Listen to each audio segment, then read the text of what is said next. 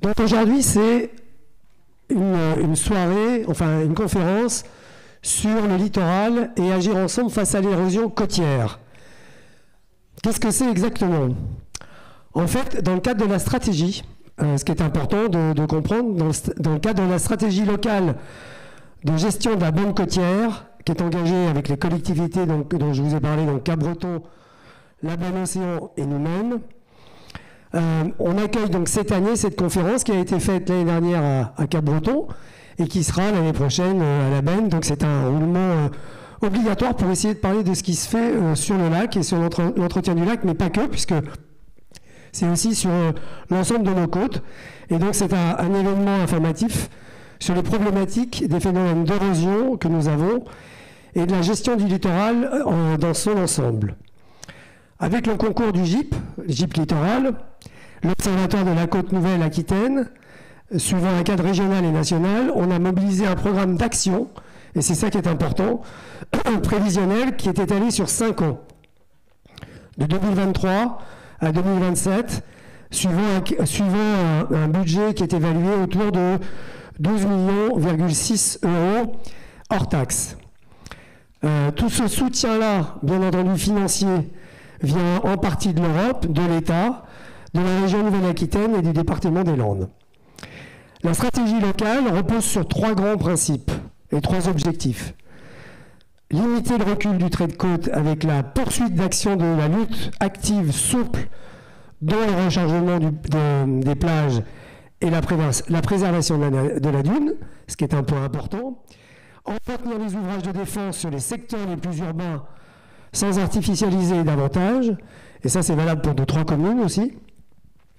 Réduire autant que possible la vulnérabilité d'enjeux, comme les équipements publics, les biens d'habitation, présents le long de la frange littorale par la relocalisation ou le repli stratégique. Tout ça va vous être donc en fait débattu et présenté avec des intervenants. On va commencer donc par Pierre Frousseil, président de la MAX, qui va être le premier à intervenir, et qui va vous parler de GEMAPI, de ce qu'est GEMAPI et de Port et Lac. Suivi de Louis Galdos, maire de Cap-Breton, qui va lui partager la culture du risque par rapport à notre bande côtière et par rapport à tout cela. Suivi de Jean-Luc Achard, qui est élu à Cap-Breton et qui est référent élu pour la conduite de cette stratégie de la bande côtière de 2023 sur 2027. Il nous rappellera aussi par ailleurs la première stratégie communale qui avait été menée par Cap-Breton et qui était portée par Cap-Breton, qui avait été mise en place donc les années précédentes et qui parle des axes de l'ancienne stratégie et qui va parler de la nouvelle idée et de ce que l'on souhaite faire pour cette partie-là.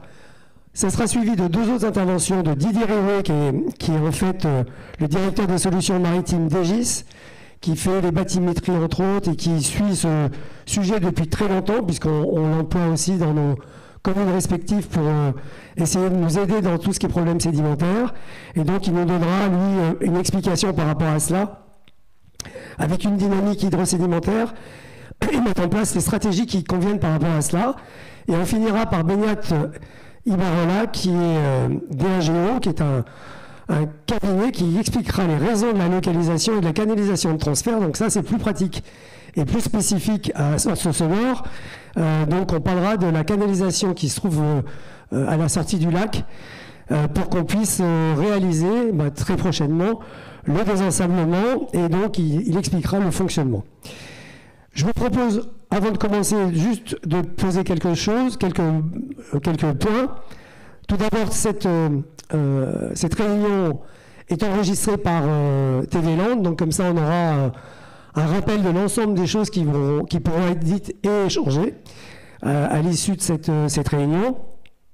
Et je vous propose, après le démarrage, de poser des questions à la fin de chaque intervenant, si vous le souhaitez, et on pourra aussi à la fin prendre des questions beaucoup plus généralistes pour échanger avec vous. Voilà.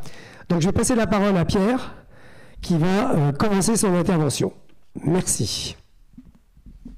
Merci Christophe, merci Monsieur le maire. D'abord, très heureux de voir que ce sujet, qui est un sujet important, mobilise un bel auditoire, et je pense qu'effectivement, la question est suffisamment prégnante pour qu'on soit tous motivés, qu'on soit habitants, élus ou techniciens, pour savoir comment on peut traiter cette délicate question. Alors, on m'a demandé de faire très court, donc en 5 minutes, je vais essayer de résumer un peu le contexte, à la fois réglementaire mais aussi technique, de ces travaux.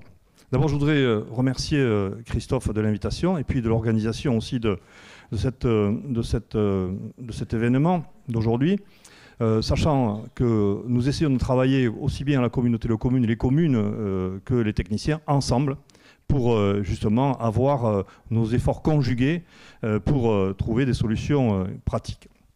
Alors GEMAPI, c'est quoi? GEMAPI, ça veut dire gestion des milieux aquatiques et prévention des inondations. C'est un joli sigle, mais qui nous a été imposé en 2018. Ça a été un beau cadeau de l'État en 2018 pour transférer ce qu'on appelle une compétence, autrement dit un périmètre d'intervention. Un périmètre d'intervention autour de deux principaux secteurs. GEMA, c'était la gestion des milieux aquatiques, et PI, qui est prévention des inondations. GEMA, très simplement, en fait, c'est tout ce qui concerne l'eau, les cours d'eau, les lacs, les ports, tout ce qui est lié à l'action de l'eau, mais aussi les milieux humides, tous ces secteurs-là qui sont si précieux et si importants à valoriser et surtout aussi à préserver. Donc la gestion des milieux aquatiques est un secteur. Aujourd'hui, ce secteur-là, il est principalement assuré par des syndicats de rivières. Donc ici, c'est le syndicat Côte-Sud, mixte Côte-Sud, qui concerne donc le courant Bourret-Boudigo qui, comme vous le savez, traverse nos territoires. Donc je n'irai pas plus loin dans cette question-là, puisque ce n'est pas la question d'aujourd'hui, mais il faut savoir que c'est quand même un contenu assez cohérent entre les milieux aquatiques et la prévention des inondations, bien sûr. Alors sur la prévention des inondations, en fait, il s'agit de prendre en charge ce qui était pris en charge par les communes qui étaient jusqu'alors intéressées par ce secteur-là. Et donc, ça concerne pour Cabreton, Segor, la Benne, la question évidemment de l'érosion littorale et de la submersion marine. Il ne faut pas confondre la prévention des inondations liées au littoral et celle liée aux remontées de nappes ou au débordement des cours d'eau. Ce sont des secteurs différents. Là, aujourd'hui, on est plus, pour cette question-là, sur la submersion et l'érosion côtière, l'érosion marine. Il faut savoir que c'est un sujet tellement important que l'État s'en est emparé au niveau d'un comité national, qui s'appelle le Comité national gestion du trait de côte, où j'ai le plaisir de participer en tant que représentant de l'Intercommunalité de France, et où des questions très importantes se posent aujourd'hui, notamment sur le financement des actions. On est aujourd'hui, nous, sur un territoire qui est assez impacté au travers de la Benne, Cabreton et Hossegor, mais aussi Vieux-Boucau, petite commune littorale très sympathique, je vous la conseille.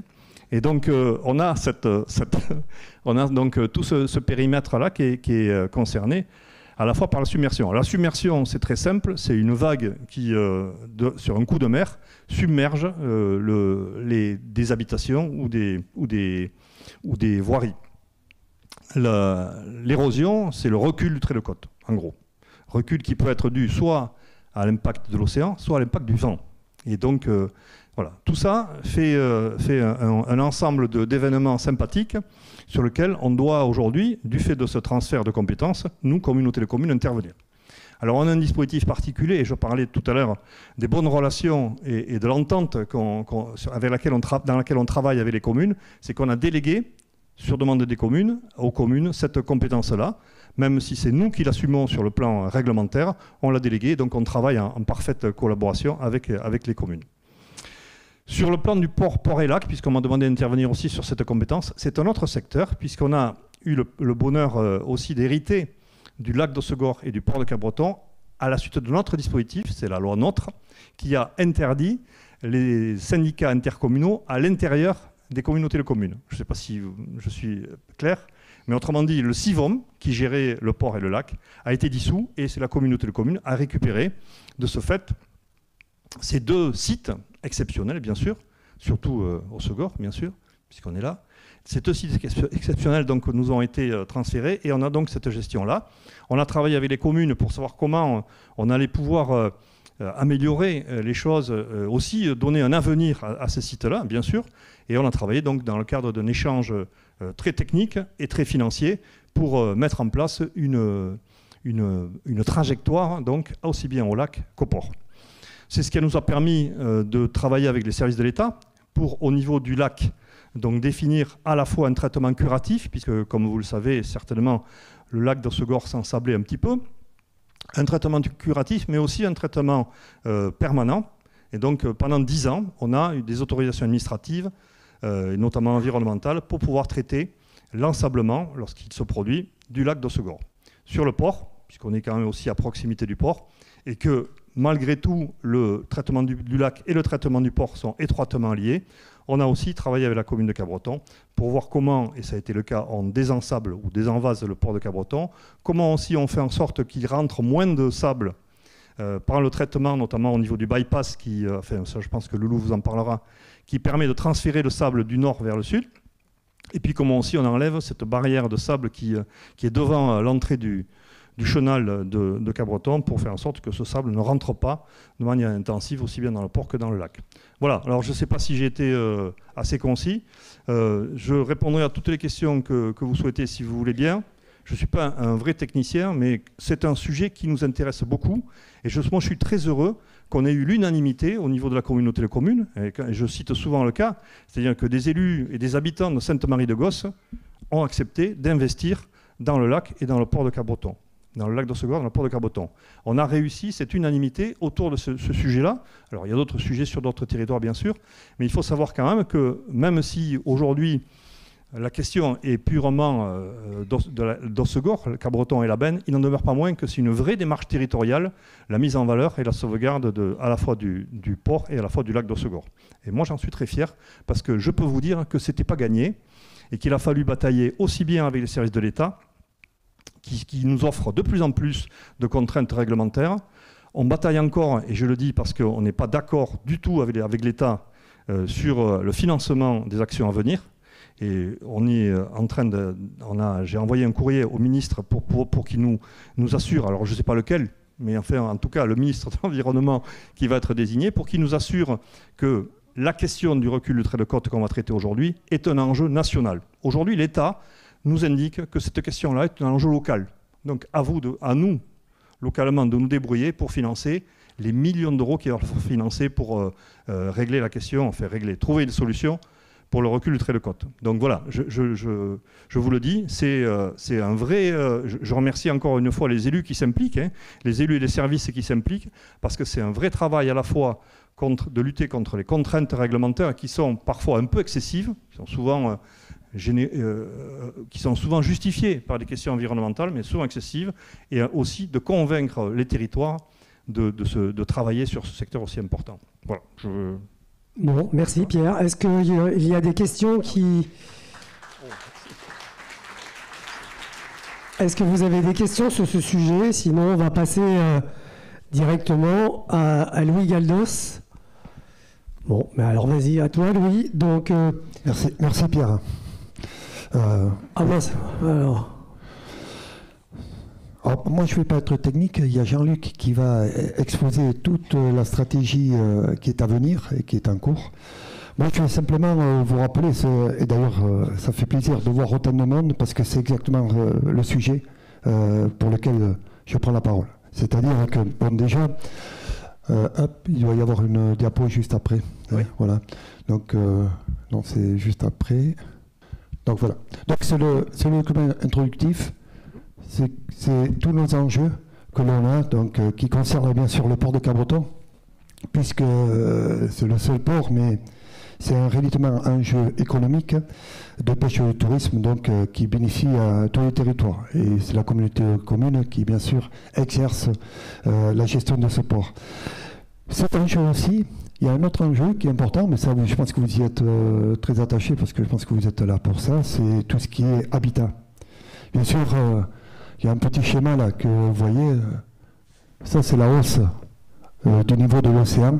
Vous voyez la courbe qu'on a, ce qu'on avait en 2000 et ce qu'on va sur 2300. Vous voyez un peu la hausse du niveau de l'océan, donc je pense que l'habitat, à un moment donné, il sera impacté. Donc c'est aussi cette acculturation à cet élément climatique. Et puis bien sûr le lac où les activités touristiques, économiques et nautiques, et tout ça avec une préservation et un désensablement dont on a parlé. Donc je pense que M. Riouet parlera. Bien sûr nécessaire pour préserver ce lac qui est important pour aussi la gestion du port de Cabreton, puisque c'est un élément important qui est dans la partie écosystème et surtout, Jean-Luc le rappellera, sur la partie nautique et surtout hydraulique. Pour nous, la stratégie, bien sûr, c'est l'horizon côté 1. Et c'est la partie locale. Donc c'est une préoccupation qui a été développée avec Cabreton 2007 sur une stratégie qui est unique, mais vous allez avoir l'élément marquant quand on parle bypass. Pour celui qui ne connaît pas, il faut passer simplement le voir fonctionner au mois de mai, juin, et vous allez vite comprendre l'utilité qu'on avait. Bon, pour ceux qui ont un peu de mémoire, et je sais qu'il y en a. Moi j'en ai. Avant c'était quelques camions de chez Olivier qui nous faisaient le travail. Pardon, je suis à Source au Segor, donc je nomme l'entreprise. Voilà. Donc après cette stratégie, elle s'inscrit aussi, et c'est cette culture du risque qui a été demandée dans la nouvelle stratégie, c'est-à-dire que tous les financeurs ont demandé d'acculturer la population. C'est-à-dire que pour nous, c'est pas simplement faire des choses, mais aussi c'est les faire comprendre. Et là, ce partage du risque est important. Parce qu'il y a des éléments qui vont être certainement dans l'avenir, on ne va pas être défaitistes, mais dans l'avenir importants. Et donc, si on partage, on est plus conscient de ce qu'on va faire. Bon, donc nous, la communauté de communes déjà anticipe des scénarios, et donc anticipe les scénarios avec tout ce qui est cartographie à 30 et 100 ans. Cartographie 30 et 100 ans, vous avez bien compris que c'est pour l'habitat. Donc c'est important, et c'est ce que travaillent avec toutes ces équipes qui sont là. D'ailleurs, je les remercie d'être présents, qui travaillent sur donc, cette cartographie qui est importante pour les 8 communes littorales. On ne va pas s'arrêter à la Benne, Madame la maire de la Benne, à la Benne, à Haussegor et à Cabreton. Monsieur le Président qui est à Vieux-Boucau, il est aussi préoccupé pour ça, et il a aussi sa stratégie locale, et donc c'est une volonté de la communauté de communes de gérer sur tout le littoral. Donc les scientifiques progressent très vite aussi. Mais les modèles aussi, et le changement climatique nous obligent aussi à progresser très vite, parce que les scientifiques peuvent nous aider, et dans ce secteur-là, nous avons donc l'université de Bordeaux et l'université de Pau qui viennent sur le littoral, justement sur notre côte, avec des appareils de houlographe et autres, pour ceux qui savent ou pas, mais un houlographe, c'est ce qui nous permet de mesurer la houle, et donc l'impact tout à l'heure de ce qu'on parlait, les vagues de submersion, qui est aussi un impact important pour tout ce qui est éléments forts, et tout ce qui est, c'est-à-dire digue et autres, tout ce qui est un moment important. Pour nous, sur la stratégie qui a été prise actuellement et qui est validée par l'État, c'est une stratégie douce, c'est-à-dire de renflouement. On utilise le sable pour venir faire l'impact et adoucir l'impact de la digue, mais ça ne va pas l'arrêter, hein, je vous le rassure. Dans les années à venir, on aura ce risque qui sera présent, et donc sur lequel il faut que tout le monde en prenne conscience. Donc quand on regarde un peu, alors phase 1 et phase 2, ce sont les stratégies.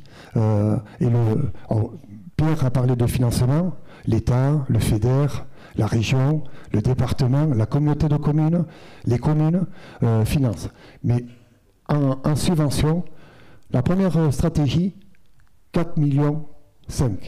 La deuxième stratégie, où on a Labenne, Haussegor et Cabreton on est à 13,6 millions, avec un financement qui est différent. C'est-à-dire quand vous voyez autofinancement, c'est ce qui reste à la charge des communes. En réalité, ça veut dire que la première stratégie, c'est 80% de subventionnement. La deuxième stratégie, c'est 64%. Donc vous voyez bien que demain, ça aussi, ça va devenir un problème. Pierre, tout à l'heure, a parlé de financement. L'État doit être là. L'État se tourne aussi vers les collectivités locales et nous regarde. Nous regarde tous. Alors, mais à un moment donné, ça va être un vrai débat parce qu'il faudra faire. Voilà. Donc ça aussi, ça rentre dans la culture du risque. Il n'y a pas que le risque. Il y a aussi ceux qui pallient au risque. Donc, là, c'est les financeurs que vous avez là. Bon, chef de file, la communauté de communes nous a nommé chef de file, la ville de Cabreton, sur cet élément-là. On avait un savoir-faire, c'est pas un savoir-faire, on avait une connaissance du dossier. Et donc, d'ailleurs, il y a un adjoint référent qui est Jean-Luc Achard, qui porte ce dossier grandement et qui le suit. Vous allez pouvoir le constater tout à l'heure, d'ailleurs. Donc, l'autre élément que je voulais préciser, ça c'est la partie financement. Oui, les perspectives. Voilà. Donc, je ne vais pas être long, je finis avec ça. Là où il va falloir être très attentif, c'est tout ce qui arrive.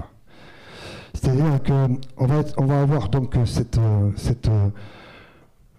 adaptation aux nouvelles données scientifiques et climatiques sur lesquelles il va falloir y répondre. Donc, on a besoin de connaître les données sur le gouffre, ce que je vous ai dit avec les universités. Au niveau bien sûr, cohésion territoriale avec l'intercommunalité, garantir une véritable efficacité dans l'action et dans l'obtention des financements et dans l'intérêt général, ce qui est important. Donc, et bien sûr, il y a des outils qui vont être mis en place. C'est bien sûr la partie urbain avec le PUI et bien sûr les cartographies obligatoires 30 et 100 ans. Mais et c'est pourquoi que je vais finir là-dessus. L'important, c'est dans cette soirée, si on doit retenir quelque chose, c'est bien intégrer tout ce qui nous arrive ou tout ce qui existe déjà. Et dans tout ce qui va vous être présenté, il n'y a pas que le risque, il y a son financement et il y a aussi comment on s'adapte dans ce qui va encore arriver. Donc moi, simplement, la réunion, elle est pour ça, c'est d'associer tous les citoyens à bien expliquer, à comprendre. Voilà. Et si on arrive à tous bien se comprendre dans l'avenir, dans les choix que font quelquefois, malheureusement, les élus, quelquefois on ne les comprend pas, mais quelquefois ils sont associés à des gens qui sont là pour nous donner les éléments, c'est-à-dire à tous les services. Donc voilà, je vous dis, je laisse maintenant la parole aux gens qui vont vous expliquer ça de long et en large. Voilà. Merci. On va passer à Jean-Luc. Je te laisse la zapette. Donc Jean-Luc va nous parler de la stratégie locale de gestion de la bande côtière.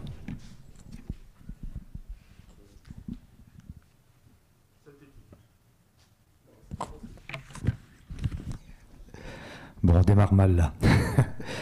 Bon, donc je vais essayer de vous expliquer la stratégie de gestion du trait de côte telle qu'elle est mise en œuvre depuis 2017 sur le territoire de Cabreton et puis étendue dans sa deuxième phase sur les territoires de l'Aben et de Sorte-Hossegor. Et le parti pris que j'ai retenu pour parler de ces stratégies, c'est le grand voyage du sable. Parce que vous allez voir que quand on parle de stratégie, on va beaucoup parler de sable, de dérives sédimentaires, parce que vraiment c'est au cœur de notre stratégie depuis le début qu'on a effectivement engagé ces opérations.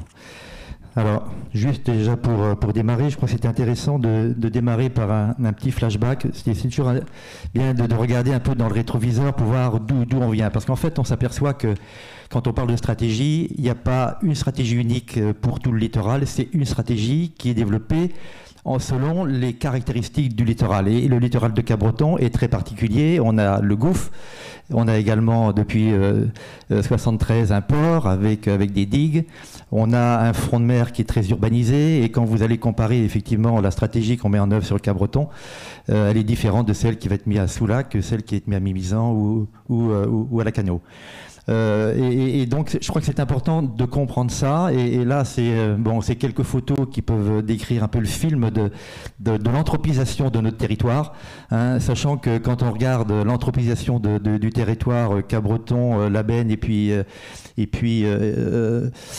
Hossegor, en fait, on s'aperçoit qu'on a démarré des modifications sur le littoral il y a à peu près 150 ans. C'est-à-dire que la création de l'estacade, ouverture du lac, je crois que c'est 1876, il me semble de mémoire, 58 pour l'estacade, et puis un premier opération de lotissement sur Cabreton, que vous voyez là sur la photo de 2035, là, sur le front de mer, reprofilage effectivement de la côte, et donc début de l'anthropisation avec un premier sujet de lotissement à partir des années fin 1880 à peu près, et puis une deuxième opération de lotissement qui a suivi la première à Cabreton et qui a démarré également à Hossegor avec effectivement un début. Là, vous avez fêté effectivement les 100 ans des premières opérations, et on voit que quand on regarde les différentes photos, 35, 50, 21, et bien effectivement notre côte elle a considérablement évolué. C'est-à-dire que la partie érosion, elle a toujours été présente. Hein. On perd globalement depuis toujours 1 à 2 mètres par an. Sauf qu'effectivement, le fait, par exemple, en 50, quand on regarde effectivement la photo par rapport à 35, il y a effectivement plus d'éléments d'anthropisation qui ont été mis sur la côte. Alors, quand on regarde 2021, là, c'est le bouquet, parce qu'effectivement, création du port, création de la digue nord, et donc une modification complète de l'évolution de la dérive sédimentaire sur le profil Hossegor, Cabreton et Labenne. Et c'est vrai que quand on regarde la photo 2021, on s'aperçoit que la présence de la digue nord, en fait, elle crée un réservoir de sable qui n'existait pas auparavant. Et donc, ce qui a été évoqué tout à l'heure par Loulou Galdo, c'est bien à partir de la création du port et de la digue nord, en fait, il a fallu commencer à évacuer du sable qui s'empilait au nord de la digue. Et donc, les débuts des rotations de camions ont démarré dans les années 80, 83 exactement. Et pendant un peu plus de 15 ans, il y a à peu près 400 000 mètres cubes qui ont été transférés du nord de la digue vers les plages du sud, qui, elles, vous le voyez sur la photo 2021, perdent du sable. Après, l'homme a mis en place un certain nombre d'éléments, notamment des épis. Il a créé un perret qui a été créé en 1952 et qui a été détruit en 1953, une très, très grosse tempête, parce que effectivement le pied de perret n'était pas protégé, et ce qui n'a plus été le cas après, dès lors a démarré les opérations de rechargement. Juste une carte complémentaire pour expliquer effectivement les caractéristiques effectivement de notre côte. On a un profil de houle très particulier avec une variation au nord qui est avec des houles qui sont préférentiellement à peu près 30 degrés face à la plage, et puis au sud de Cabreton c'est 15 degrés. Donc ça veut dire aussi que dans les phénomènes de dérive sédimentaire et de profilage des plages, ces profils de plage par rapport à la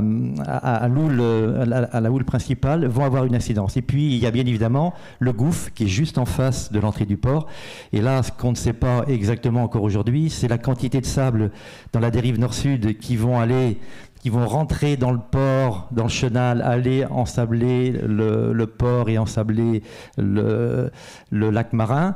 Là aujourd'hui on n'a pas beaucoup d'éléments, et puis une partie du sable va tomber dans le gouffre, puis une autre partie du sable va continuer sa route sur le sud.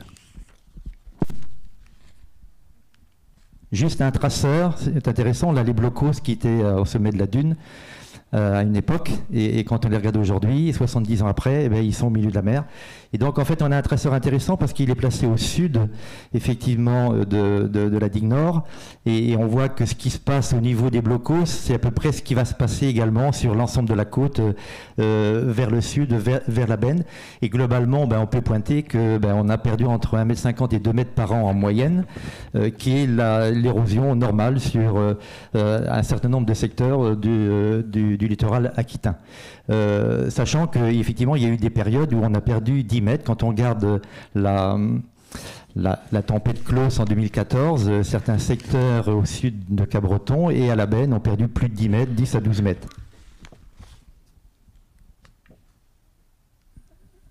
Juste pour rappeler que des tempêtes, il y en a plein. Les premières tempêtes ont démarré dès le début du lotissement sur Cabreton. Les premières tempêtes en 1905, il y en a d'autres en 1934, après il y en a eu en 1953, après il y en a eu en 1978. Bon, des tempêtes, il y en a eu des quantités. Et à chaque fois, qu'est-ce qu'a fait l'homme? L'homme, il a remis en place un certain nombre d'éléments pour anthropiser encore plus le littoral et faire en sorte qu'on puisse mieux se protéger. Et je vous ai évoqué tout à l'heure l'histoire du Perret qui avait été créé en 52, détruit en 53 parce que les fondations du Perret n'étaient pas protégées. Bon, et après, effectivement, il y a eu les apports de sable et on voit que progressivement, l'homme a mis en place un certain nombre d'outils qui permettent de mieux protéger.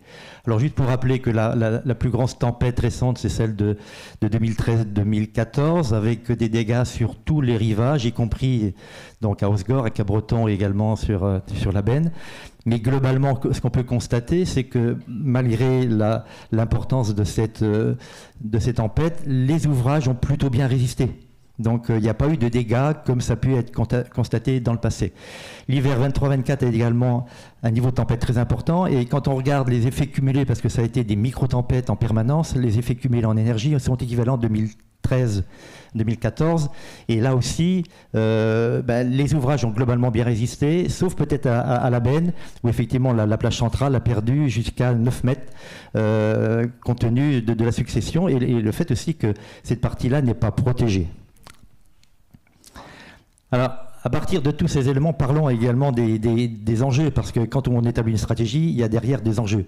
Et ça a été évoqué tout à l'heure par les précédents intervenants. Merci, Monsieur le Président, merci Loulou, et merci toi pour les introductions. C'est-à-dire que les enjeux principaux sont des enjeux d'habitat. Des enjeux d'habitat, on le voit sur Sorto-Sogor, là effectivement avec une côte là maintenant qui est bien bâtie et donc notamment au niveau de la place des Landais, on voit qu'il a maintenant il faut effectivement veiller à préserver ça. Il y a l'ensablement du lac qui est aussi un sujet très important, je pense qu'on y reviendra ce soir. Et puis également le fait que la dune elle recule, c'est-à-dire qu'il y a beaucoup de sable sur l'arrière de la dune qu'il faut prendre et remettre sur la face avant.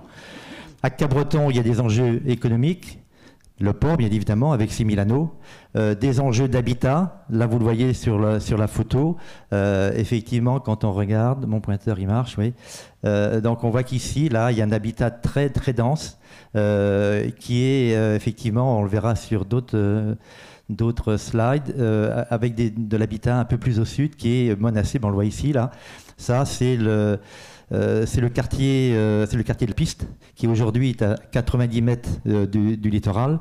Quand on prend le principe qu'on va perdre à peu près 2 mètres en moyenne, ça veut dire que dans une quarantaine d'années, ce quartier a les pieds dans l'eau. Voilà. Si on ne fait rien. Mais si on fait quelque chose, on peut espérer effectivement d'aller un peu plus loin. Et puis ça a été évoqué tout à l'heure par Loulou Galdo, c'est-à-dire effectivement la steppe.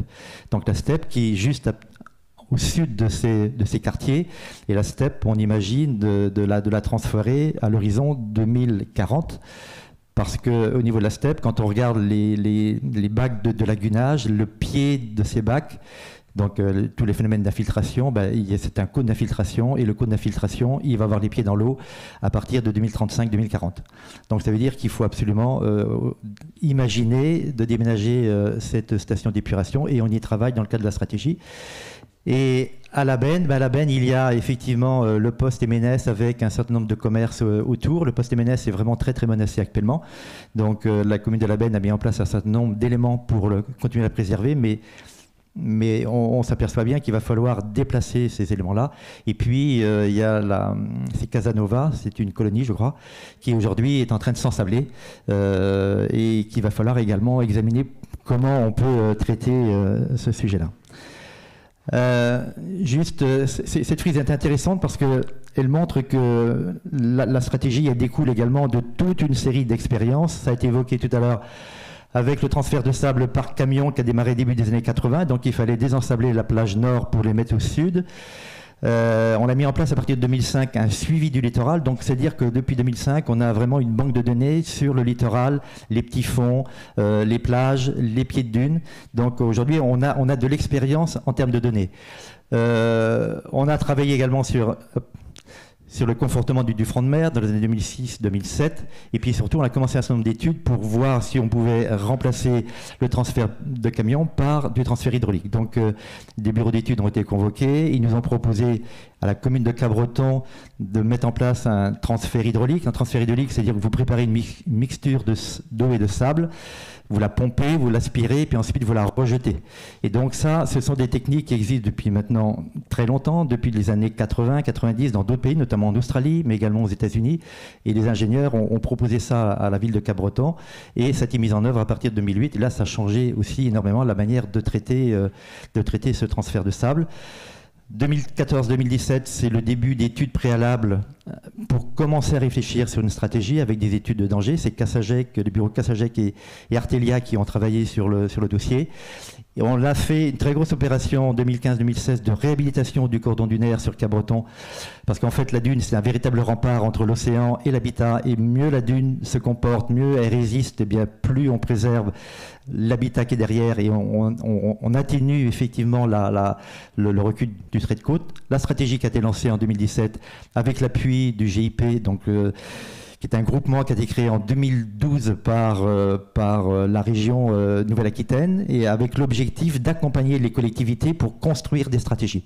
Donc nous, on a fait partie, Cabreton, avec Max, de la première vague de stratégies, on va dire phase 1. Elles ont tout à peu près démarré en 2016-2017 pour des durées variables de 4 à 5 ans. La nôtre a duré 5 ans. Et à l'époque, on l'a travaillé principalement sur la commune de Cabreton, et avec Max, qui a effectivement la compétence des ouvrages et sur lesquels il y avait énormément de travail.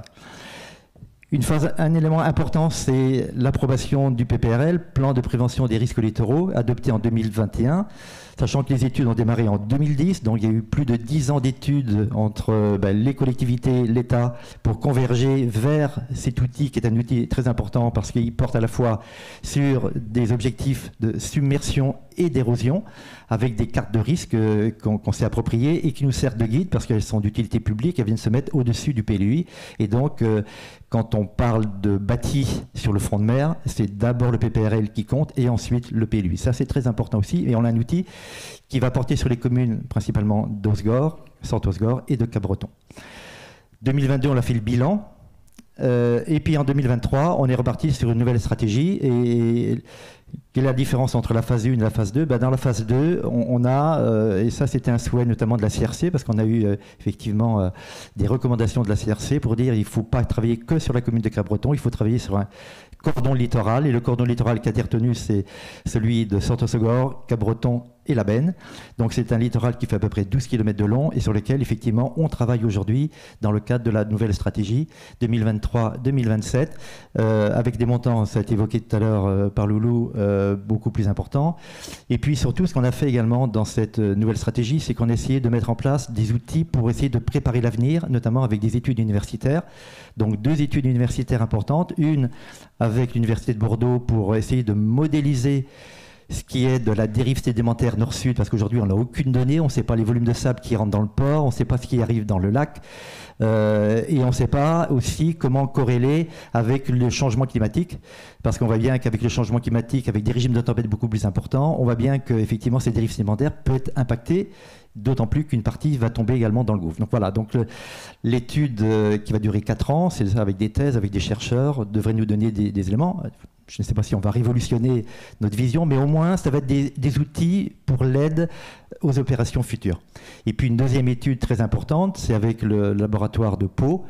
Donc là, on va travailler sur ce qu'on appelle les chocs de vagues sur les infrastructures, parce qu'on voit bien que tout ça, ça tient, parce qu'il y a aussi des infrastructures qui ont été créées, avec l'élévation du niveau de la mer, avec un régime de houle aussi différent et beaucoup plus important, beaucoup plus de tempêtes. On ne sait pas comment ces ouvrages vont résister. Donc le modèle qui va être développé va nous permettre d'avoir une meilleure connaissance, qu'on appelle des pressions sur les ouvrages, et puis nous permettre d'anticiper, et ça nous donnera des éléments de cahier des charges pour les bureaux d'études qui recalculeront demain les épis, les périls, etc.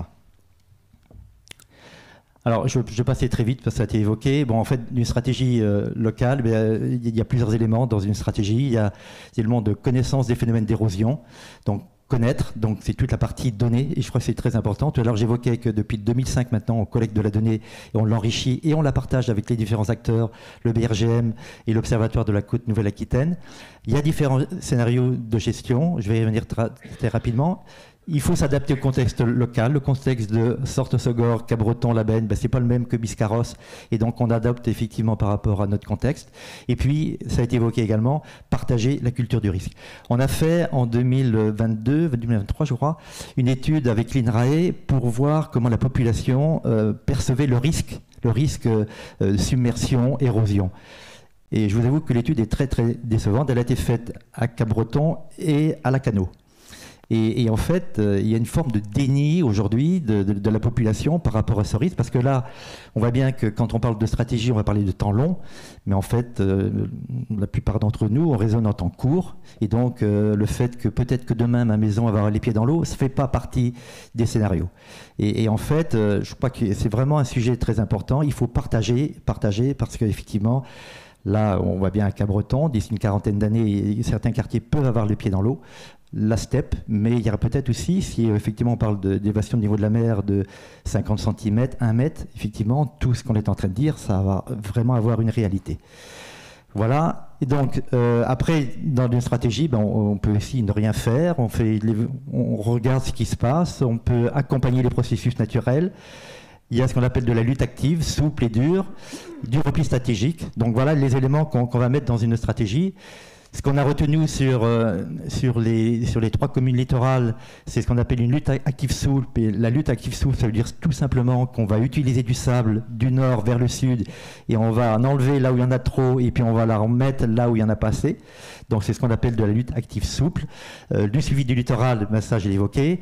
La préservation du cordon dunaire, ça c'est un élément super important parce que c'est vraiment le rempart entre l'océan et l'habitat. Et donc la dune, il faut la travailler. Donc dans la première stratégie, Cabreton avait énormément travaillé à partir de 2015, notamment avec du reprofilage de la dune. Et là, dans la nouvelle phase de la stratégie, les 2 autres communes, Sortes-Segor et puis Labenne, vont faire un travail beaucoup plus conséquent qu'elles ont pu le faire dans le passé. Et moi, j'en suis très content parce qu'effectivement, le cordon dunaire, il n'est pas uniquement sur Cabreton, il est vraiment sur tout le long du littoral. Et le fait qu'on s'intéresse au cordon dunaire, c'est extrêmement important. L'entretien des ouvrages, c'est le budget le plus important dans la stratégie parce qu'il y a des ouvrages qui existent. Donc l'objectif, c'est de ne pas artificialiser davantage, mais d'entretenir ce qui existe et voire de l'améliorer, notamment si effectivement on considère qu'il y aura demain l'élévation du niveau de la mer. Ces ouvrages-là vont continuer à les renforcer avec de la connaissance. Et puis la relocalisation des biens, on l'a évoqué tout à l'heure rapidement. Ça a été évoqué par Loulou tout à l'heure. J'ai rien d'autre à ajouter, si ce n'est qu'effectivement, le sujet principal qui va nous préoccuper, c'est l'autofinancement des collectivités locales. La première phase de la stratégie, on était à peu près 20% d'autofinancement. Là, dans la deuxième phase, on est plutôt autour de 40% d'autofinancement, ce qui est une charge extrêmement importante pour les collectivités locales. Alors pourquoi effectivement c'est plus d'autofinancement? Parce qu'en fait, on a démarré en 2017, il n'y avait que 8 communes qui étaient partie prenante avec le GIP littoral pour développer des stratégies, et je crois qu'au dernier comptage en 2023, on doit être 12 ou 13, plus la Charente-Maritime, et les fonds n'ont pas bougé. Donc, et les montants ont été multipliés globalement par 2. Donc voilà, donc ça veut dire qu'il y a une charge pour les collectivités locales qui est beaucoup plus importante et sur laquelle il faudra effectivement se préoccuper. Là, on ne parle pas pour l'instant de relocalisation, on parle simplement d'action sur les territoires. Très rapidement, le transfert hydraulique, c'est quoi? C'est effectivement... Voilà. Ici, on a une plage en accrétion, beaucoup de sable, on crée une mixture, il y a la partie technique avec les pompes et on injecte effectivement via des exutoires sur les différentes plages. Jusqu'à la plage de Santocha, il y a à peu près un linéaire qui fait un peu moins de 1000 mètres, d'un peu moins d'1 kilomètre. Et donc tout ça, ça existe depuis maintenant 2008, ça fonctionne bien, mais il faut aussi l'entretenir et ça fait partie des budgets. Juste un petit point sur la plage de la Savane ici, on a bénéficié en 2019 d'un apport très très important de sable qui vient du désensablement du lac d'Osgore. Et ça, c'était un élément extrêmement important parce qu'on a mis à peu près 80 000 m3, plus 20 000 m3 de sable qui venait là effectivement du chenal. Et en fait, ça nous a permis, avec les conseils effectivement du bureau d'études, de concevoir ce merlon qu'on a conçu comme une sorte de digue de sable. On parle des digues en dur, mais là on a mis en place une digue de sable qui fait à peu près 15 mètres de large sur 5 mètres de haut. Et en fait, cette digue marche super bien. Donc chaque année, on remet du sable et on l'entretient. Et quand il y a de la houle, quand il y a des tempêtes, ben c'est la digue, c'est cette digue-là qui prend et la dune primaire et ne prend pas. Et aujourd'hui, ce qui est intéressant, c'est que derrière, il y a de l'habitat. Et aujourd'hui, quand on regarde le recul du trait de côte, ben, il ne bouge plus. Il ne bouge plus. Et donc, en même temps, on a fait des travaux sur la dune. Et donc là, l'objectif, c'est effectivement de poursuivre cette digue de sable jusque vers la piste et voire au-delà. Mais c'est encore 1 kilomètre de plus. Et donc, il faut du sable. Voilà. Et donc, ça va être un sujet important. Voilà. La dune, j'en ai parlé. La dune, ce qui va être important également, c'est d'accompagner le cheminement des piétons sur la dune et de faire en sorte qu'on fasse de l'information pour éviter que cette dune soit piétinée. Donc ça, il y a toute une action à développer qui est dans le cadre de la stratégie. Le suivi du littoral, ça, je pense que Kassajek va en parler beaucoup mieux que moi. Donc ça, c'est des éléments aussi très importants parce que la connaissance de ce qui se passe réellement, en regardant de temps en temps dans le rétroviseur, ça nous permet aussi de nous projeter pour dire, ben voilà, tel type d'actions sont nécessaires pour améliorer l'état des plages. Les études dont j'ai évoqué, ben voilà, c'est juste pour les visualiser. Donc l'étude avec l'université de Bordeaux qui va durer pendant 4 ans. Et donc l'idée, c'est bien de regarder ce qui se passe qu'on appelle en milieu ouvert, donc sur les plages, et ce qui se passe également en milieu fermé, c'est-à-dire le chenal, le port et le lac. Donc dans 4 ans, rendez-vous, on aura, j'espère, un certain nombre d'éléments qui nous permettront de nous projeter. Et puis toute la partie impact de vagues, là c'est pareil. Donc là, ça va démarrer là cet hiver, ça va durer 3 ans. Et donc là, on aura un certain nombre de données. L'idée, c'est d'avoir des modèles qu'on va pouvoir faire tourner, qui vont être validés et qui nous permettront de remettre des conditions limites. Voilà, modification des régimes de tempête, modification des régimes de houle, qui vont nous permettre de nous projeter avec des situations extrêmes. Voilà. Et puis un dernier point qui est extrêmement important qu'on a développé dans le cadre de la stratégie, c'est ce qu'on appelle le plan de gestion des sédiments. Et ça, c'était une demande aussi extrêmement forte des financeurs pour dire, OK, on est prêt à vous financer, mais on veut que vous partagiez la connaissance sur le sable. Le sable, où il va, comment il se propage, comment il dérive. Et cette étude était extrêmement intéressante parce qu'elle nous a aussi permis de voir ce qui se passait sur chacune des plages. Les besoins des plages, celles qui étaient en accrétion, celles qui étaient en érosion. Et là, alors on est remonté dans le temps, bien évidemment, parce qu'on ne peut pas se focaliser uniquement sur une année. Donc là, l'idée, c'est de regarder dans les 10 ans, dans le rétroviseur 10 ans ou 15 ans en arrière. Et donc le constat a été fait qu'effectivement, ici, sur la plage centrale, on a globalement en moyenne un déficit d'à peu près 10 000 m3 par an, ce qui correspond, d'une certaine manière, à effectivement un peu de sable effectivement dans le lac d'Osgore, d'où les décisions qui ont été prises dans le cadre de la stratégie, accompagnées par la stratégie. Voilà. Après, effectivement, sur les plages du Sud, effectivement, là, on n'a pas découvert de choses nouvelles, mais là, on voit bien que chaque année, il faut remettre du sable. Et puis, un sujet intéressant, toujours dans le sable, qui ont été pointés pendant ce plan de gestion des sédiments, c'est que devant la passe de Cabreton, il y a une accumulation de sable qu'il faudrait d'une certaine manière récupérer et pouvoir les mettre ici, sur la plage de Santechat, pour continuer de créer ce merlon dune artificielle qui protège effectivement l'habitat en partie arrière. Voilà, je vais terminer sur cette photo qui est importante parce qu'en même temps, elle montre que j'ai démarré le voyage du sable et je termine le voyage du sable avec des chiffres. Parce qu'à un moment donné, quand on travaille sur une stratégie, il faut mettre des chiffres, il faut regarder ce qui se passe avant et puis se projeter, mais toujours avec des chiffres pour voir où est-ce qu'on va. Voilà. Et là, on l'a effectivement, ça c'est une opération qui a été pilotée par Max pour le compte de l'ensemble des collectivités, donc je voulais remercier tout le pilotage. Et ça a été évoqué tout à l'heure, le PLUI également, les cartes de risque à 30 ans, à 100 ans, effectivement ça va être aussi un élément important pour aussi voir ce qu'on va faire véritablement en termes d'urbanisation de notre littoral. Voilà, j'en ai terminé. Merci. Bien, merci beaucoup. C'était complexe mais clair, donc merci à toi. Donc on continue, on va passer donc la parole à Didier Rouet, donc de la société Aegis, qui va nous expliquer comment sont acquises les données relatives à la dynamique hydro-sédimentaire, qui va lui permettre de mettre en place les stratégies puis les plans d'action. Oui, donc bonjour à tous. Et principalement, en fait, moi, je vais vous présenter comment on arrive à ces chiffres, avec les données de suivi et aussi des modélisations, et comment on a abouti à ce plan de gestion des sédiments, dont une des finalités est la mise en place d'une conduite qui va du lac vers la plage et qui va être mise en service dans quelques semaines pour transférer les sables du lac vers les plages. Rapidement, la présentation, le contexte, je vais aller très vite. Je vous rappellerai les éléments issus du diagnostic, un petit peu repréciser ce qui a été dit par Jean-Luc, des éléments de connaissance complémentaires avec de l'analyse de données, quels enjeux et quels usages, parce qu'on parle bien de gestion intégrée, à la fois avec l'ensablement du lac, les problématiques d'érosion, et de voir comment finalement un problème peut devenir une solution quand on réfléchit de façon intégrée, les différents scénarios d'intervention qui ont été appréhendés, puis une analyse multicritère, mais je passerai assez vite parce que voilà, j'imagine que vous vous fatiguez déjà après toutes les interventions. Donc le contexte, il vous a déjà été présenté. On a une problématique de recul du trait de côte, également d'abaissement des plages, ça c'est un point très important parce que sur les secteurs urbains, le trait de côte peut plus reculer, mais on a une problématique d'abaissement de la plage, notamment sur les plages urbaines. Et qui dit abaissement de la plage dit soit déchaussement des ouvrages, des digues, et aussi le fait que si la plage elle est plus basse, les vagues vont arriver plus fortes, et donc on peut avoir des problématiques de franchissement par paquet de mer et de déstabilité de ces ouvrages. Donc c'est une problématique très importante. Et puis l'érosion de la dune, ça a été évoqué.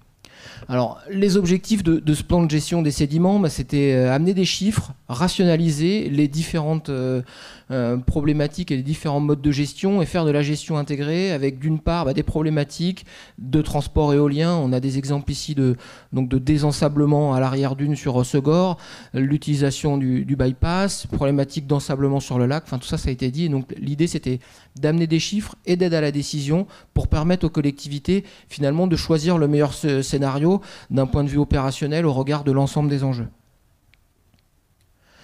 Donc là, c'est la situation et les transferts. Donc ça a été présenté par Jean-Luc. Donc là, c'était avant le plan de gestion des sédiments. Donc vous avez les différentes opérations qui sont présentées ici de façon schématique, avec environ 18 000 m3 transférés chaque année sur les plages centrales, des volumes plus importants au niveau du Santocha, les opérations massives avec le désensablement du lac, les opérations d'entretien où aujourd'hui le sable était remis sur les plages à l'intérieur du lac, donc la pratique va changer, et puis quelques opérations de transfert des sables éoliens au nord. Et une opération de dragage à l'embouchure où là le sable avait été rejeté au large pour des raisons de coût et des raisons opérationnelles. Alors il y a déjà eu des travaux de modélisation réalisés par notre bureau d'études. Rapidement, ça nous a permis de préciser quand même une partie des transits sédimentaires, notamment finalement les transits qui remontent le chenal du Boucaro et qui vont remonter à l'intérieur du lac. En fait, on a une asymétrie des flux entre le flot et le jusant, et le lac il fonctionne un petit peu comme une pompe à sable, et on arrivait à démontrer que en gros le lac aspire environ 15 000 m3 de sable par an. On a également un peu précisé les phénomènes de transit littoraux. En fait, on va avoir un transit qui est très très fort au nord du gouffre, et puis au fur et à mesure, de toute façon vous connaissez bien le littoral, quand on arrive au droit du front de mer de Segor, la taille des vagues diminue, on arrive presque au niveau du débouché, là on a presque plus de vagues, et cette différence d'énergie crée une différence dans le transit, et on voit qu'on a moins de transit sédimentaire au niveau du gouffre, et on a toujours des inconnus. Qu'est-ce qui part dans le gouffre, quels sont les phénomènes de recirculation, et quels sont les transits au sud. Alors les éléments de connaissance complémentaires, en fait, ce que je vais vous présenter, c'est la valorisation des données topographiques depuis 2005. Donc moi j'ai eu la chance de démarrer mon activité en 2005 avec le suivi des plages de Cap-Breton, et donc là ce que je vais vous présenter c'est l'ensemble de ces données valorisées. Alors elles ne sont pas homogènes sur tout le littoral, et donc ce qu'on fait c'est qu'on regarde des indicateurs, généralement des indicateurs de volume qui vont être assez parlants, des indicateurs de volume sur l'estran et sur la plage, et puis on va regarder des indicateurs de l'évolution du trait de côte avec différents indicateurs. Pour faire simple, hein, je vais passer parce qu'il y a beaucoup de graphiques. Vous avez à droite, c'est une cartographie du littoral avec les différentes boxes dans lesquelles on vient faire des calculs. Et pour faire simple, les calculs, quand les petits indicateurs ils sont dans le rouge, ça veut dire qu'on perd, et quand ils sont dans le bleu, ça veut dire qu'on est plutôt en accrétion. Donc là, on est sur le secteur nord, au niveau entre la plage des naturistes à la Gravière. Donc là, on est plutôt sur un secteur en accrétion relativement légère, mais on voit que la série de données, elle démarre en 2018 et elle va jusqu'à aujourd'hui, donc on n'a pas encore un recul très très important pour statuer sur l'évolution de ce secteur. Au niveau du secteur de la dune, au niveau de la plage de la Nord et de la Gravière, là on voit qu'on a un secteur plutôt en érosion, avec un abaissement des fonds sur les plages urbaines et un recul de la dune, avec des pertes annuelles estimées à une dizaine de milliers de mètres cubes par an. Là, vous avez la situation sur la plage de Notre-Dame. Donc, la plage de Notre-Dame, elle est excédentaire. Là, on a des données depuis 2005, donc c'est des tendances qui sont robustes. Et en fait, c'est intéressant de voir qu'on a une plage qui est en excédent, alors qu'on extrait 35 000 mètres cubes de sable par an. Donc si on ne faisait pas ces extractions, la plage elle déborderait encore plus, le chenal serait complètement bouché, il n'y aurait plus de port hein, potentiellement. Donc en fait, le phénomène de bypass, il vient vraiment remettre du transit sédimentaire de façon artificielle, mais on vient finalement réalimenter les plages avec un secteur qui est en forte accrétion.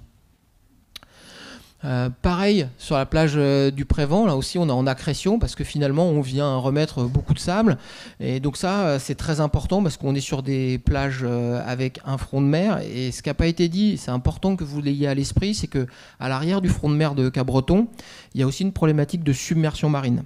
Et cet ouvrage de protection là, au niveau du front de mer de Cap-Breton, il est classé, hein, il y a une étude de danger qui a été réalisée, et donc il est classé au titre de la submersion marine, et donc il y a une responsabilité du maître d'ouvrage vis-à-vis de cet ouvrage, et une des responsabilités, c'est de maintenir le niveau de sable en pied pour garantir la stabilité. Donc le sable vient amener aussi la pérennité de l'ouvrage. C'est important de l'avoir à l'esprit. Là, en termes de chiffres, on retrouve les chiffres présentés par Jean-Luc. Hein. Front de mer, si on ne remettait pas du sable, on perdrait 20 000 mètres cubes par an. Et sans Tocha, on serait à moins 20 000 mètres cubes. Donc des volumes importants en termes de pertes. Et puis plus on va aller vers le sud, là on a des taux qui sont un peu moins forts, mais on perd quand même 7 500 mètres cubes par an. Et puis au niveau de la pointe aussi, on a des pertes annuelles relativement drastiques hein, qui justifient la relocalisation de la station d'épuration. Au niveau de la benne, là on a valorisé les données de l'Observatoire de la côte Nouvelle-Aquitaine et des levées qui sont réalisées par LIDAR, c'est des lasers aéroportés, pour regarder l'évolution des cordons dunaires. Là aussi on voit qu'on a des migrations du cordon et des reculs assez importants, et puis un estran qui s'abaisse sur les secteurs.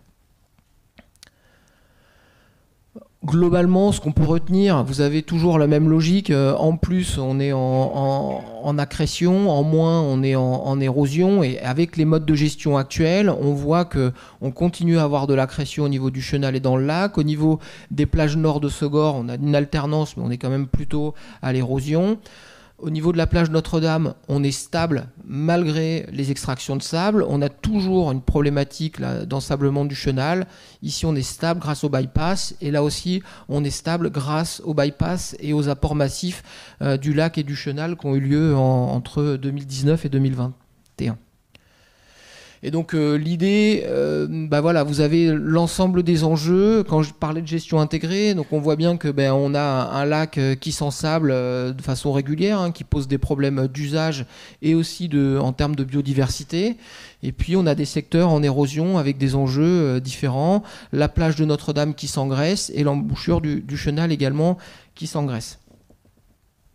Et donc la stratégie, elle permet finalement de prioriser, identifier des secteurs prioritaires d'intervention. Donc ce qui a été fléché comme prioritaire, c'est le front de mer de Cap-Breton, en lien avec l'érosion chronique et également finalement le risque de submersion. On a érosion et submersion, c'est important de l'avoir à l'esprit.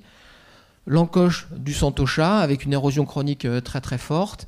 Et puis sur Hossegor, on a aussi une problématique d'abaissement des fonds au niveau du front de mer, donc il faut garantir ce front de mer. Le risque est un peu moins prégnant parce que le niveau altimétrique à l'arrière du front de mer d'Hossegor est pas bas, donc on n'a pas de risque de submersion, mais pour autant on est quand même sur un secteur où le niveau de sable s'abaisse, donc c'est très important d'intervenir, et puis globalement sur tous les cordons dunaires. Quelques chiffres qui reprennent ce qui a déjà été présenté sur les différents schémas, et donc après je vais vous présenter les scénarios d'intervention et la logique d'un plan de gestion des sédiments. Donc les possibilités techniques qui s'offrent à nous, elles vous ont déjà été présentées, notamment le bypass, je ne vais pas revenir dessus. Pour le dragage du chenal du port de Cabreton et l'embouchure, là on va utiliser ce qu'on appelle des dragues aspiratrices en marche.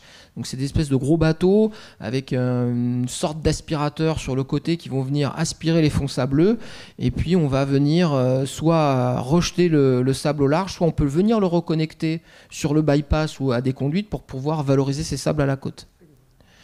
On peut utiliser des techniques mécaniques. Donc aujourd'hui, c'est ce qui est fait sur le lac, à l'intérieur du lac d'Osseguer. Donc là, c'est une pelle mécanique qui vient, qui prend le sable, qui va le remettre sur des tapis roulants pour traverser le lac. Et là, le sable, il va être repris par des conduites pour traverser toute la partie urbanisée et venir recharger les plages urbaines. Et puis sinon, on peut utiliser aussi des pelles et des camions. Donc c'était ce qui était fait par le passé, ça a été rappelé par Loulou. Et également, ça a été envisagé dans les scénarios d'action. Donc là, les scénarios, le scénario 1, généralement, c'est toujours ce qu'on fait quand on fait des scénarios. C'est soit on fait rien ou on continue à faire ce qu'on est en train de faire aujourd'hui. Donc ça, c'est ce qui était envisagé. Avec finalement, là, on n'augmente pas les volumes, on continue à transférer le sable. Mais par contre, dans ce scénario-là, une partie des sables, puisqu'on sait qu'ici, on est en déficit, une partie des sables accumulés, on allait les remettre sur les plages. Et puis là, on avait toujours nos 20 000 m3 de sable transférés par le bypass. Le scénario 2, c'est on vient transférer donc, les 8500 m3 de sable du lac vers les plages. Ça nous permet là d'avoir notre capacité de transfert via le bypass sur Cabreton à hauteur de 35 000 m3. Et puis là, on vient transférer 10 000 m3 par an. Alors des fois, on va parler en volume par an, mais si on fait appel à des moyens nautiques, une drague, elle va venir plutôt une fois tous les 3, 4, 5 ans en fonction de la capacité financière parce qu'on ne peut pas mobiliser un engin comme ça one shot parce que les coûts d'amener-repli sont très très importants. Donc quand on le fait venir pour des volumes plus importants parce qu'une partie du coût elle est liée à l'amener-repli du bateau. Donc voilà, d'autres scénarios où là on vient augmenter les volumes de transfert de sable par la mise en place de cette conduite, la mise en place de dragage, une augmentation des volumes de dragage. On a aussi envisagé donc, de ne pas mettre la conduite, mais de le faire via une conduite terrestre. Donc là, on a élaboré des scénarios, on a regardé combien ça coûte, c'est un peu le nerf de la guerre, derrière les volumes qui sont transférés. Les gènes, qu'est-ce que ça vient en termes de voirie, de faire traverser la conduite, comment la commune va fonctionner. Donc tout ça, c'est des critères qui viennent nourrir l'analyse multicritère que je vais vous présenter ici rapidement. Globalement, on va regarder plein de critères de coût, des critères de délai, les bénéfices en termes d'apport de sable, la continuité hydrosédimentaire qui a bien été introduite par Jean-Luc, la sensibilité aux aléas météo des scénarios qu'on va répondre, la réponse aux usages, et on voit que les usages ils sont multiples, puisqu'on a des problèmes d'usage au niveau de l'accès du port, des usages de sécurité liés aux ouvrages de défense contre la mer, donc beaucoup d'usages, l'acceptabilité par la population, la faisabilité administrative, parce que on est en France, pour pouvoir faire des travaux, il faut déposer des dossiers environnementaux. Ça prend du temps de les déposer, ça prend du temps de les instruire, et généralement c'est un long chemin. Et donc on regarde la faisabilité administrative des scénarios pour pouvoir les faire, et puis les bonus concernant les apports de sable. Et donc après on fait des magnifiques tableaux, là, comme je vous le présente ici. Donc ça c'est l'analyse multicritère du plan de gestion des sédiments. Ce qu'il faut retenir, c'est finalement que le scénario 4, au global, il a la meilleure note. Et donc c'est celui qui a été retenu, à savoir la construction de cette conduite qui va vous être présentée par un géo en détail. Et puis je suis à votre disposition pour tout complément d'information à la fin de cette présentation. Merci. Merci beaucoup. C'était aussi assez clair, donc je pense que vous avez pu... Oui ?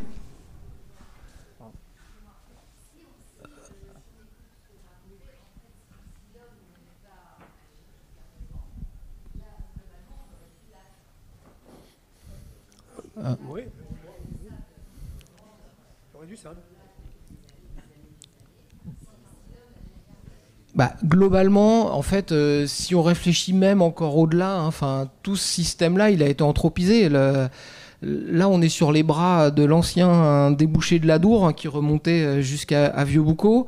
Et donc, forcément, on vit dans une nature artificialisée depuis des siècles.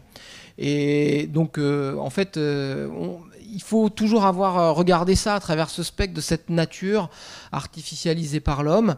On essaye aujourd'hui d'être beaucoup moins impactant. Hein, dans les années les 30 glorieuses, la mission Miaka, on envisageait des choses assez impactantes. Hein. On était vraiment dans une époque de bâtisseurs. Heureusement, on a finalement limité l'anthropisation. La loi littorale a fait aussi qu'on garde une certaine qualité environnementale, et aujourd'hui on est vraiment sur du faire avec et sur une gestion des moindres impacts sur les projets qui sont envisagés.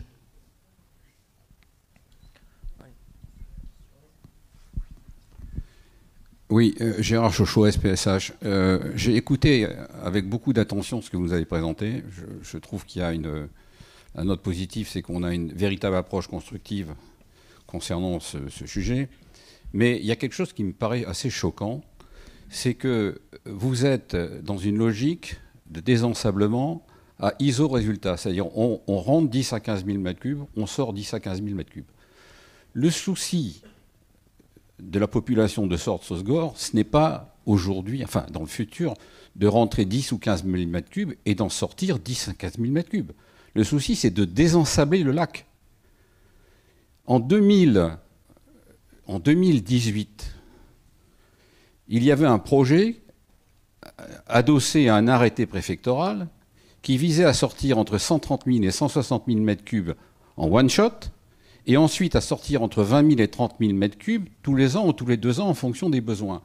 Donc on était sur quelque chose qui avait une ambition, qui avait l'ambition de sortir aux alentours de 300 000 m3, de façon à désensabler ce lac.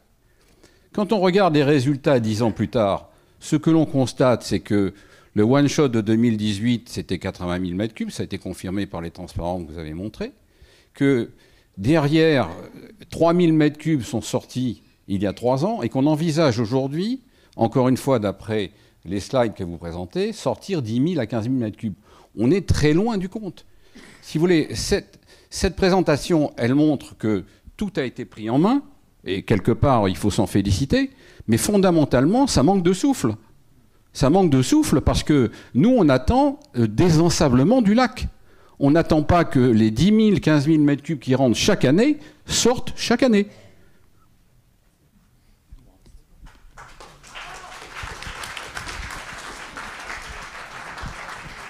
Alors, juste pour amener des éléments de réponse, je l'ai déjà dit un peu, hein, on est dans le cadre réglementaire d'un arrêté préfectoral. Donc cet arrêté préfectoral, il prévoyait des travaux d'entretien mécaniques.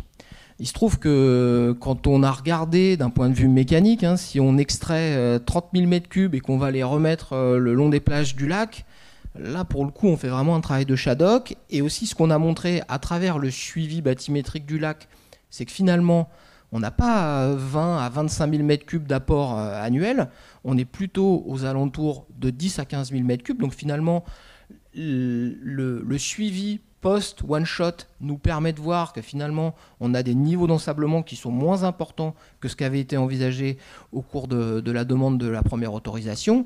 Et là quand même le point ultra positif, c'est qu'on s'est rendu compte que faire des opérations d'entretien à l'intérieur du lac, ça n'avait pas de sens. Et donc il y a eu ce projet à travers le plan de gestion des sédiments, un autre dossier réglementaire qui a permis d'aboutir à la construction de la canalisation, qui fera évoluer les pratiques et qui permettra effectivement, lors du renouvellement de cette autorisation, d'être dans une autre impulsion avec des infrastructures. Et c'est important de l'avoir à l'esprit. Il n'y a aucune autre commune en France qui dispose de systèmes de transfert hydraulique. Et là, sur Cabreton et Hossegor, vous avez 2 conduites. Donc voilà, et vous êtes regardé de partout en France par beaucoup de territoires qui voudraient avoir des conduites hydrauliques. Donc c'est vraiment un territoire précurseur. Et donc vraiment, il y a eu une avancée notable sur ce sujet du lac qui est venu dans une réflexion globale et intégrée. Et ça, c'est important de le souligner. Vous parlez des solutions pour enlever le sable. Mais est-ce que dans toutes ces analyses, on fait comment éviter que ce sable il rentre dans le lac? C'est ce que j'aimerais savoir. C'est une très très bonne question que vous venez de poser.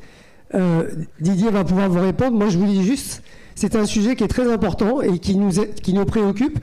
Et vous avez raison, si on pouvait éviter de le faire rentrer, on n'aurait pas toutes ces problématiques. En fait, je l'ai expliqué, hein, le lac, il fonctionne comme une pompe à sable. C'est-à-dire qu'on a une asymétrie des vitesses entre la marée descendante et la marée montante. Et en fait, la marée montante, elle est plus forte que la marée descendante. Et cette asymétrie, elle aspire le sable. Donc ce qu'on pense, c'est que moins l'embouchure sera ensablée, là quand il y a une grosse barre d'embouchure qui vient bloquer et qu'il y a des vagues, forcément il y a du sable qui va rentrer dans le chenal. Mais on imagine que si on diminue cette barre d'embouchure, il y en aura un petit peu moins qui rentrera, mais mécaniquement, on ne pourra pas inverser le fait que la marée montante, elle est plus forte que la marée descendante, et ça joue comme une pompe à sable. En fait, la chasse d'eau, c'est comme une chasse d'eau. Elle existait avant, cette chasse d'eau. Au fond du lac, tout repartait. Aujourd'hui, elle n'existe plus pour plein de raisons. Donc voilà. Et c'est vrai que l'entrée de sable, si on pouvait le limiter, et d'ailleurs, quand Cap-Breton a commencé à travailler sur le devant du port, sur le devant de l'embouchure, il y a eu beaucoup moins de sable qui est rentré. On l'a vu. Donc c'est aussi un travail des deux pour essayer de trouver la meilleure solution concernant notre lac, mais aussi pas que le port aussi. Et cette asymétrie, hein, vous pouvez la visualiser, parce que c'est pas une embouchure de fleuve, le lac, c'est un bassin où il n'y a pas de débit. Donc forcément, la force de l'océan qui monte, il va pousser de l'eau très très fort, et après quand ça descend, c'est la gravité. Alors il y a du courant, mais ça ressort moins fort que la force de l'océan, elle peut donner avec le niveau de la mer qui monte. Et donc cette asymétrie, on ne peut rien faire contre. Ça, c'est mécanique et hydraulique. Bien, on va passer à la fin avec Beñat Ibarrola qui va lui nous expliquer les raisons de la localisation de la canalisation de transfert dont on vient de vous parler, qui a été réalisée cet hiver et qui va débuter donc du coup le transfert de sable du lac vers la mer à partir du 1er octobre. Bon, bonsoir à toutes et à tous. Donc, je vais vous présenter rapidement les travaux qui vont démarrer. Donc, c'est pour la partie dragage, on le voit bien sur la photo, de cette partie-là qui est en face du Chêne-Liège. Donc, comme il a été déjà répété, ce sont des travaux soumis sous arrêtés préfectoraux.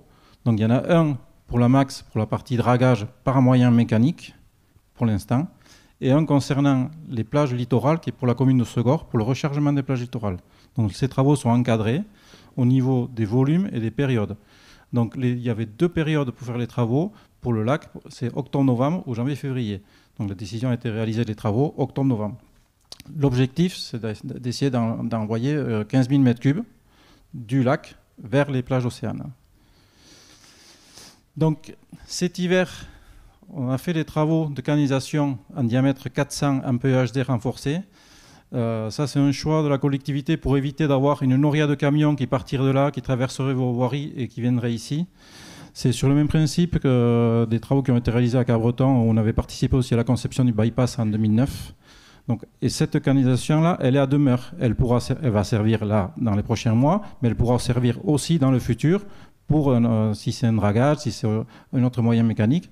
Mais vous avez la canalisation qui est investie et qui sera à demeure.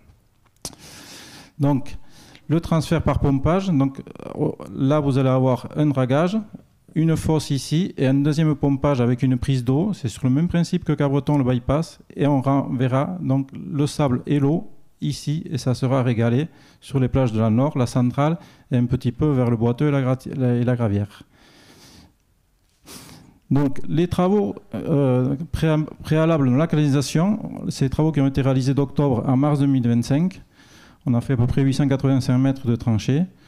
Les montants, puisque comme je disais, c'est un certain coût. Donc, la partie canalisation, elle a coûté 726 800 € TTC. Donc ça, c'est prêt. Les ouvrages, donc vous en avez un, l'aspiration qui est au niveau des Chêne-Liège et à la sortie qui est à l'accès à la Nord. Vous avez la même chose au Santocha. Si vous vous promenez le long du front de mer, vous verrez qu'il y a la même chose. La sortie du tuyau du bypass, il ressemble à ça au niveau du Santocha. Donc, le désensablement du lac par un moyen mécanique. Donc vous aurez des pelles, 2 pelles amphibies, 2 barges et 2 pelles pour transférer le sable, plus un convoyeur, comme ce qui a été réalisé donc, il y a 2 ans. Les travaux, donc, ils vont démarrer début octobre pour la partie, on va dire, dragage du lac. Les travaux préalables, l'installation de chantier, tout ça, vont démarrer donc, lundi 22 septembre. Les engins ici seront à proximité de la plage du Reil et vont traverser le lac pour venir donc, au Chêne-Liège. Et au fur et à mesure donc, de l'avancement du dragage, l'entreprise va enlever les pelles et va les ramener à leur entreprise. Le montant des travaux, donc le désensablement du lac qui est à la charge de la MAX, c'est 500 000 € arrondi TTC. Et le rechargement des plages océanes qui est à la charge de la commune d'Hossegor, c'est 381 400 € TTC. Donc ce qui représente environ une opération de 1 500 000 € TTC pour 15 000 m3 de sable. Le seul, quelque part, c'est que l'investissement le plus important, c'est la canalisation de transfert, mais celle-là, elle y demeure. Donc il y aura l'investissement une fois. Il y a un autre coût qui est annexe, c'est il faut de l'énergie pour pomper. Donc le choix qui a été fait aussi par la commune d'Hossegor pour éviter les nuisances, c'est pas de mettre de groupe électrogène, de mettre un poste transformateur. Et ça, c'est un coût directement que prend la commune d'Hossegor de l'ordre de 80 000 €. Donc c'est les travaux que vous avez au parking du Chêne-Liège. Il y a un autre poste transformateur qui vient d'être mis la semaine dernière, mais qui n'est pas encore actif. Donc c'est pour éviter les nuisances vis-à-vis essentiellement des riverains des Chêne-Liège. Donc les travaux devraient démarrer le 1er octobre. Terminer en théorie, l'arrêté donne le 28-30 novembre. On a un petit accord avec les services de l'État que si on n'atteint pas les 15 000, qu'on peut continuer, on peut dépasser jusqu'au 7 ou 10 décembre. Voilà. Mais quoi qu'il arrive, le 15 décembre, tout sera replié et remis en état. Pour les contrôles des volumes, on va dire comment vous mesurez les 15 000 m3. Donc, ce lundi-là, le bureau d'études de la SAGEC a fait une bathymétrie du fond du lac. On refera une bathymétrie au milieu donc fin octobre, et il y aura une bathymétrie qui sera réalisée fin novembre pour mesurer le volume réel qui sera sorti par l'entreprise de travaux. Également ici, on refait un autre contrôle, c'est-à-dire qu'on va faire un levé par drone, comme ce qui se fait à Santocha, avant les travaux, donc il sera fait la semaine prochaine, et il y aura un relevé par drone après les travaux, même si on sait que si la nuit ou s'il y a des grosses marées, on perd toujours un peu de sable. L'idée, comme a dit M. Riouet, c'est de stocker ici, de protéger de la dune et rendre un profil montant. Parce que notamment sur la centrale, en ce moment, vous avez la plage, elle fait ça, elle revient, elle remonte. Il y a un petit creux, donc c'est avoir vraiment un profil montant et protéger le pied de dune. Et bon, cet hiver, il s'avère que sur la centrale et la nord, elles n'ont pas été très impactées que ça, parce que vous n'avez pas eu, d'un point de vue océanique, des fortes, disons que fortes tempêtes, mais ça n'empêche, de toute façon, au pire, le sable, on le stockera ici, voilà, et il sera disponible pour l'hiver prochain ou l'hiver d'après s'il y a besoin. Donc, voilà. Donc,